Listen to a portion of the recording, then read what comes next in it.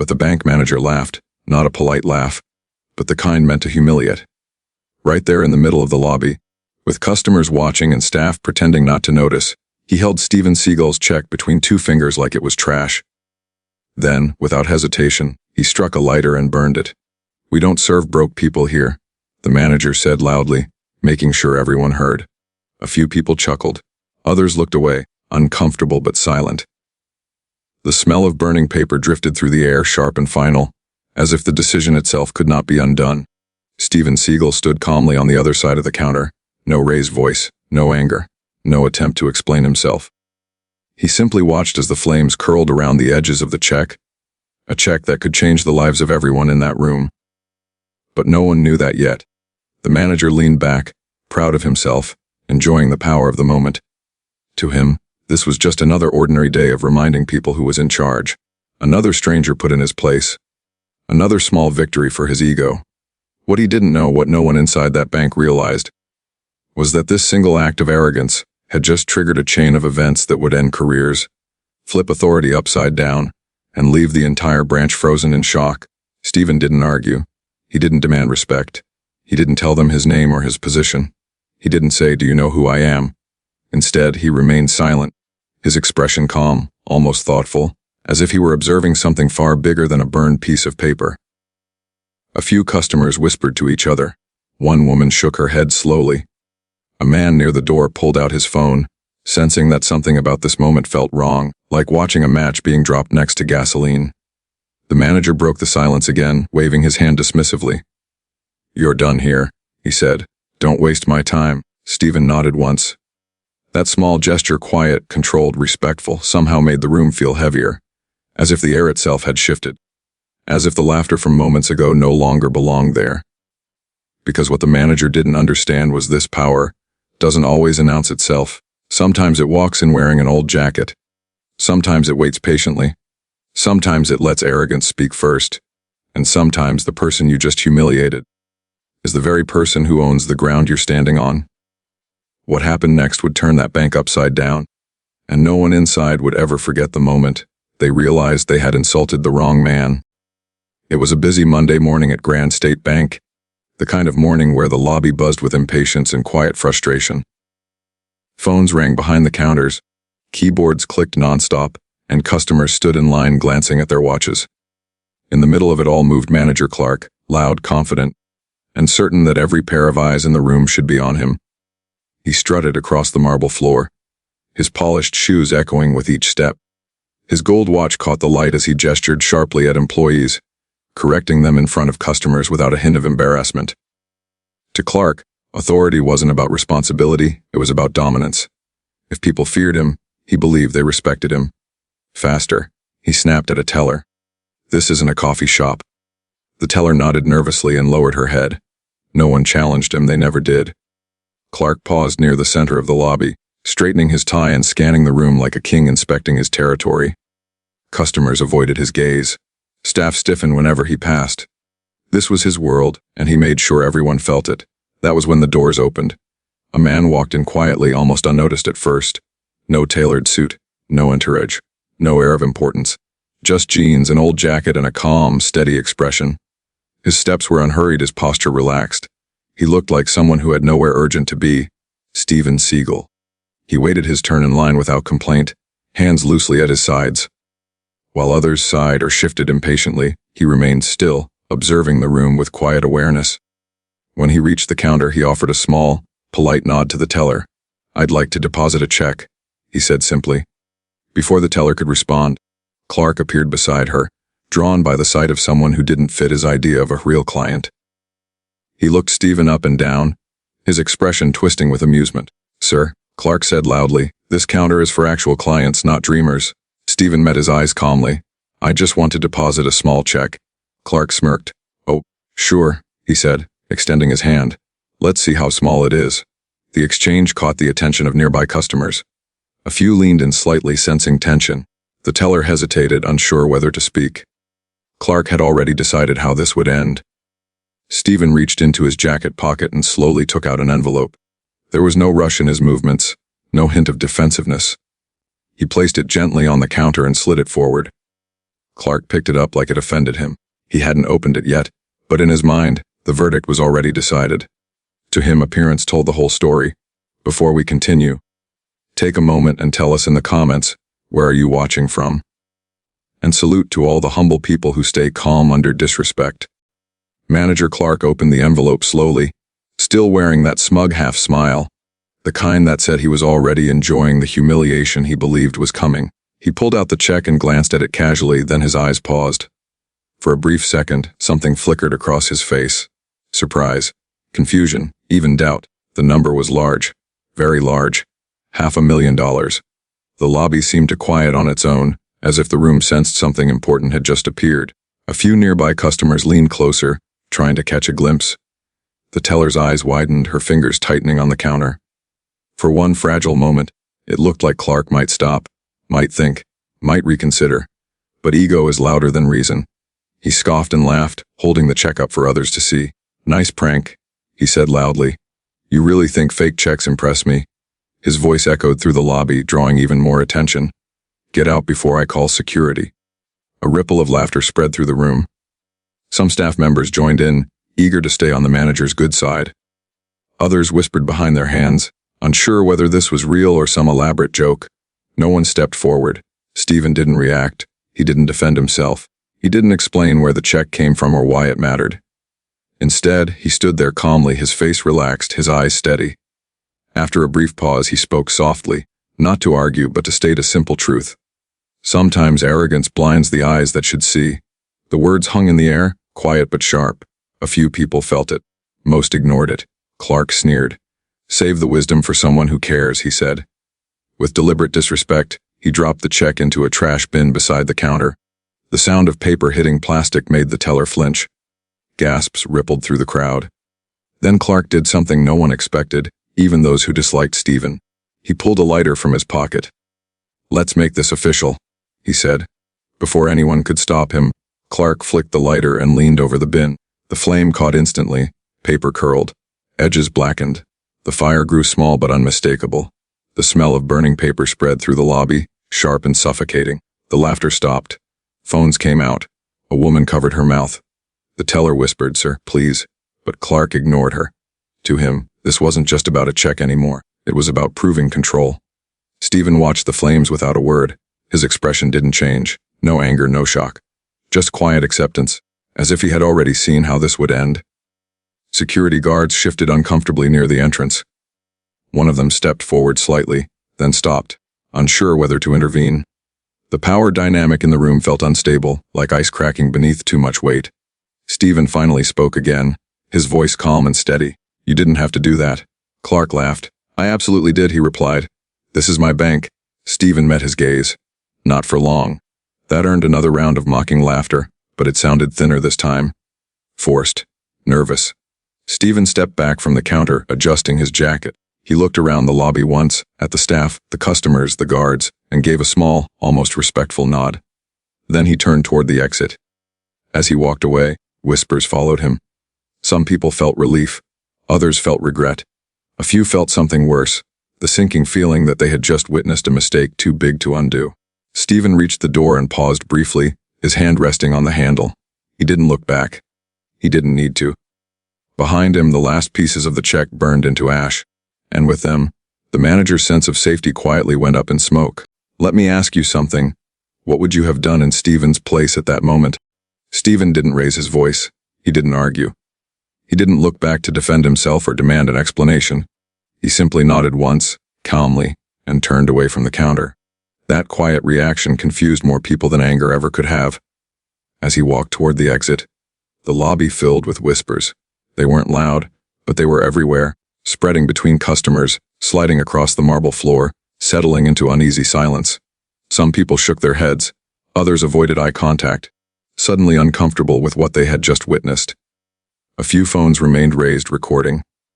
No one knew exactly why, only that something about this moment felt important, like the calm before a storm that hadn't announced itself yet. Stephen's footsteps were steady, unhurried. Each step seemed deliberate, as if he were leaving not in defeat, but by choice. Behind him, Manager Clark exhaled sharply and laughed again, trying to reclaim control of the room.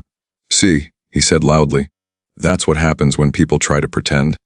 But his laughter didn't land the same way it had before. It echoed awkwardly, unsupported. No one joined in this time.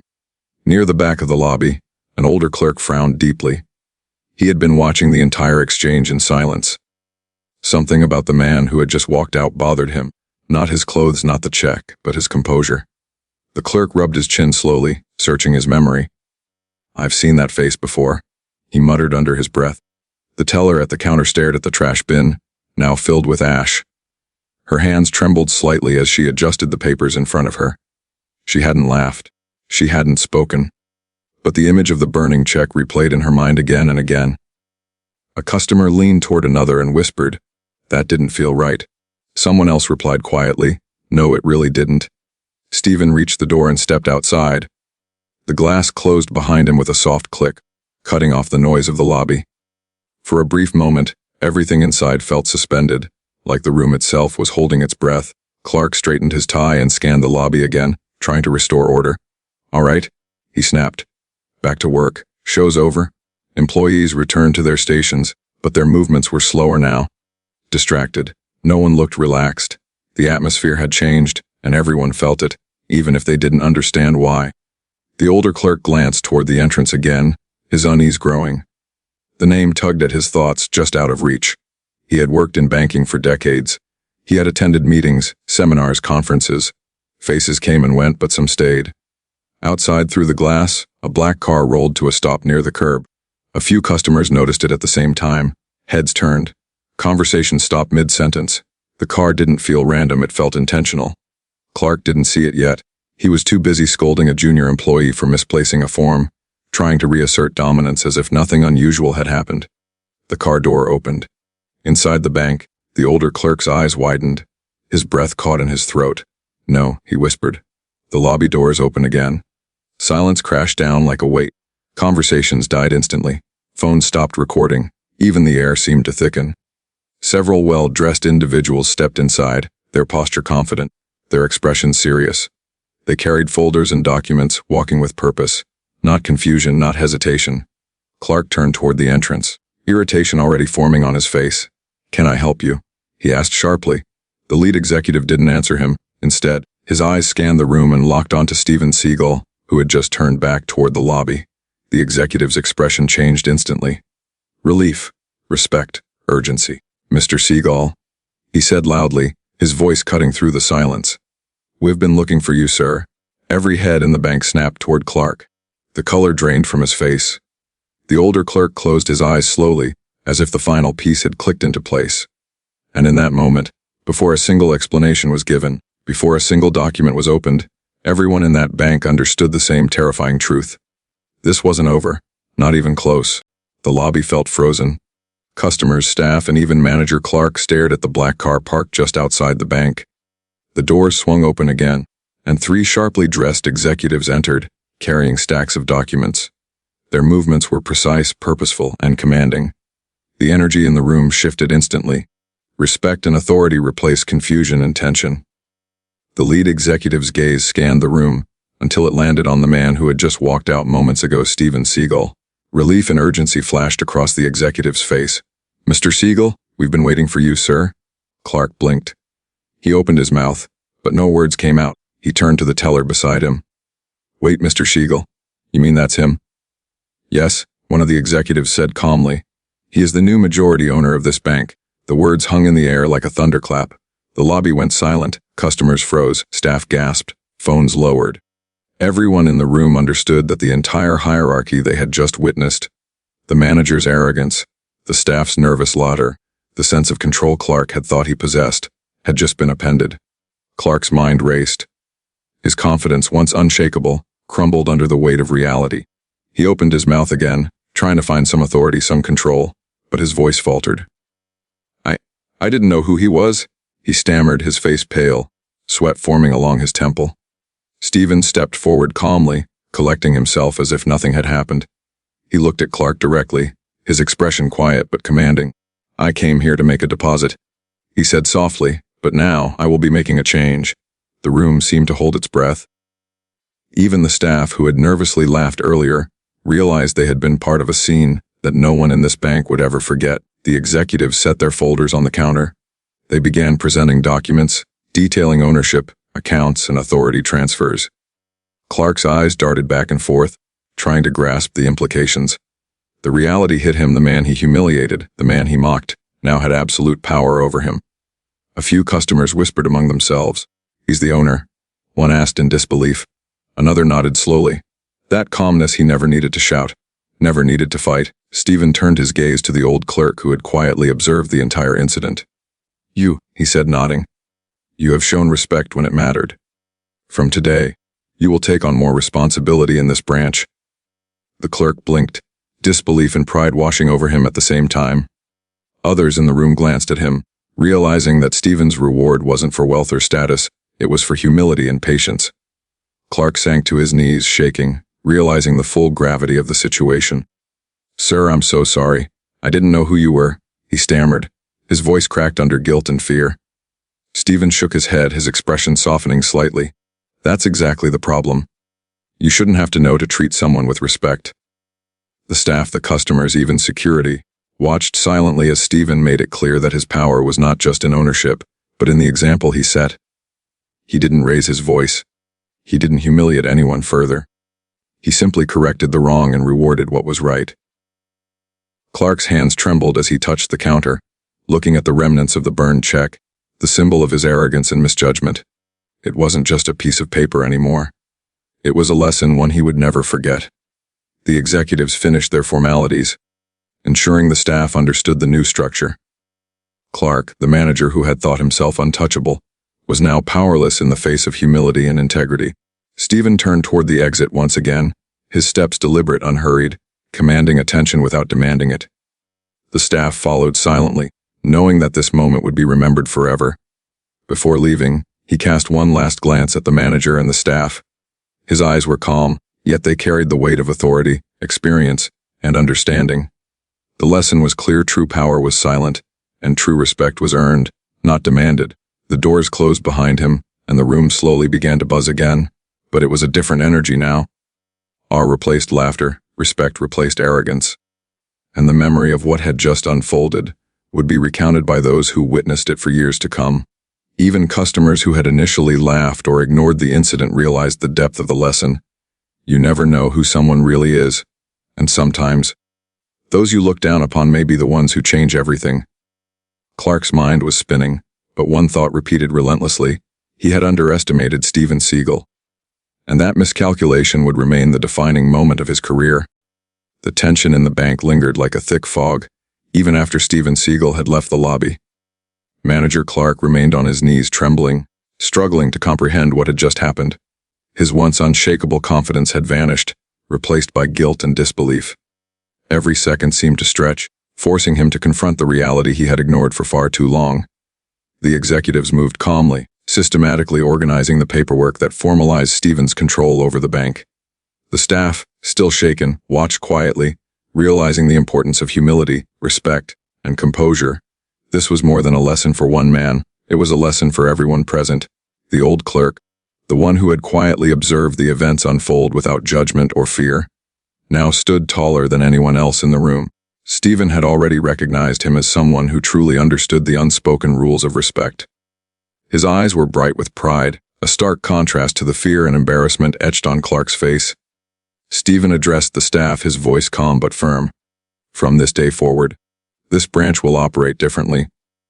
Respect will guide our actions, and arrogance will have no place here.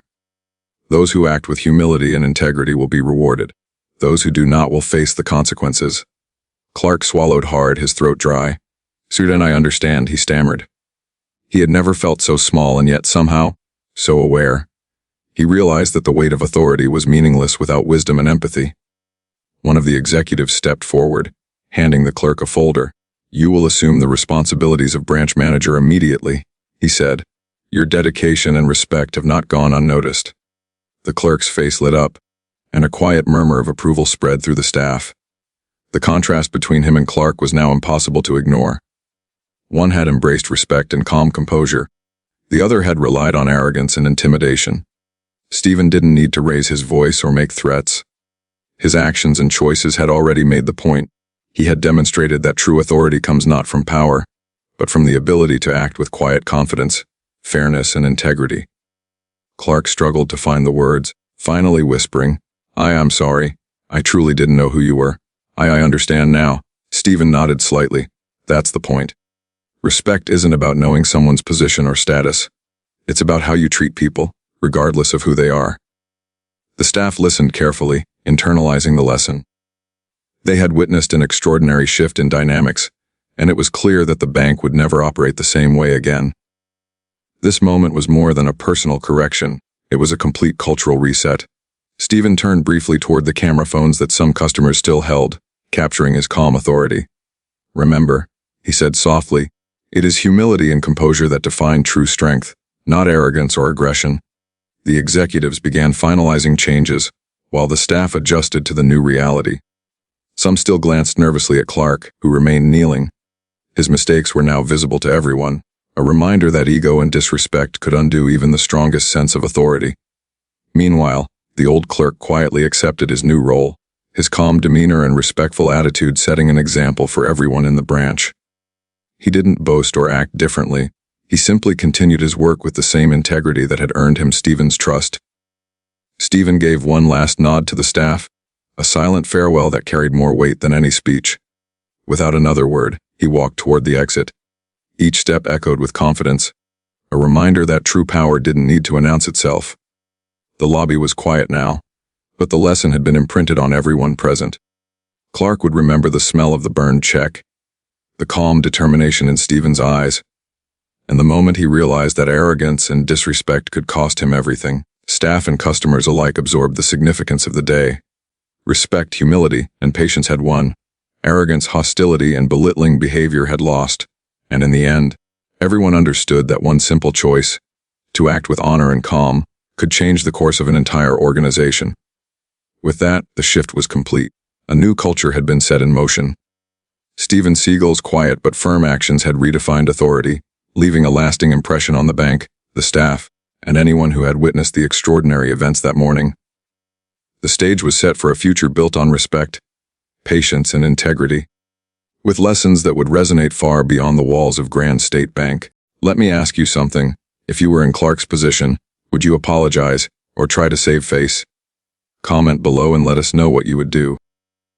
The events of that morning at Grand State Bank would be remembered long after the ashes of the check had settled.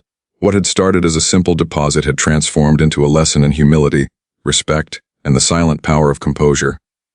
For the staff, the customers, and even Manager Clark, the day was a reminder that appearances can be deceiving, and arrogance can blind even the most confident. Clark remained in the lobby, his knees still slightly bent, staring at the counter as though it were the source of all his mistakes. He had learned something he could never unlearn. The man he humiliated, mocked, and underestimated was not only calm under pressure, but he wielded a quiet authority that demanded respect without shouting, threats, or displays of power. The old clerk, now the branch manager, walked calmly to the counter. His demeanor had not changed, humble, respectful, patient, but there was a new confidence in his steps. He understood the weight of responsibility, the value of treating everyone with dignity, and the importance of acting with integrity regardless of the circumstances. His promotion was not a reward for ambition, but a recognition of character. Stephen Seagal had left quietly, but his lesson lingered. True power, he had shown, is not about forcing people to obey or fear you. It is silent. It is observed in the choices you make when no one is watching, in how you respond to disrespect, and in the patience you show in moments of chaos. The staff had seen it firsthand, a man disrespected, insulted, and even threatened, yet remaining calm, measured, and in control. The customers, too, carried the lesson with them. They had witnessed arrogance and entitlement crumble in an instant, replaced by quiet authority and moral strength. The whispers that once filled the lobby turned into conversations about respect, humility, and the power of acting with dignity. Many realized that these lessons were not just for the bank. They applied to everyday life, to work, to family, and to how they treated strangers. Clark finally found his voice, albeit shakily. I understand now," he said. His arrogance had been stripped away, leaving only a raw awareness of the impact of his behavior. He would never forget the image of Stephen's calm expression, nor the weight of the silence that had followed the burning of the check. It was a reminder that one's actions carry consequences far beyond immediate intentions. The moral of the story became clear. Respect is not a currency reserved for the powerful. It is not something you display only for the famous, the wealthy, or the influential. Respect is a reflection of your character, and it must be shown to everyone, particularly when you believe no one is watching. For in moments like that morning, the person you look down upon may be the one you end up looking up to.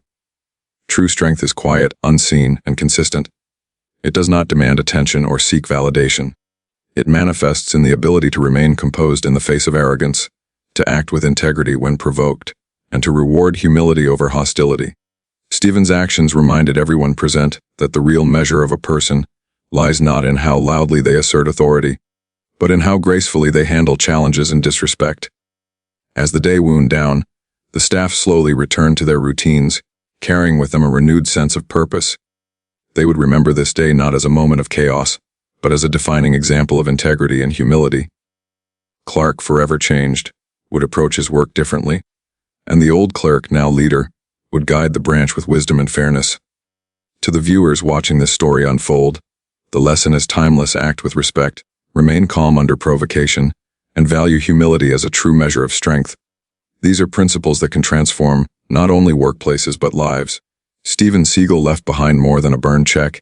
He left a legacy of silent power and earned respect. Remember, respect is real strength. Type respect in the comments if you agree, and tell us where you're watching from. Share which part of this story impacted you most. Your feedback helps us bring more inspiring and meaningful stories to life. More stories of humility, integrity, and lessons in character are coming soon. Stay tuned, stay humble, and remember, sometimes the quietest people teach the loudest lessons.